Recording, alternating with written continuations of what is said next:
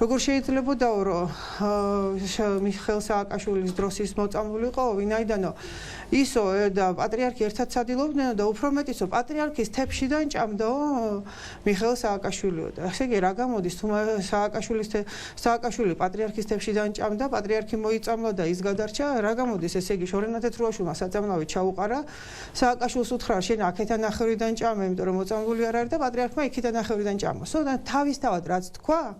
ამისი აბსურდულობა იქიდანაც ჩანს რომ რაც მისი სიტყვები ჩვენ შეგვიძლია ახლა დავაბრუნოთ და ვნახოთ ეს ზუსტად ეს მონაკოთი სადაც ის იძახის რომ შორენა თეთრუაშვილი ემსახურებოდა ანუ ეჭვი მიიტანა რომ მან ჩაუყარა საწამლავი და იმავე თეფშიდანო მიხეილ სააკაშვილი ჭამდაო ერთი თეფშიდან ჭამდნენ პატრიარქი და თუმცა ახლა ესეც მე მგონია რომ რაღაც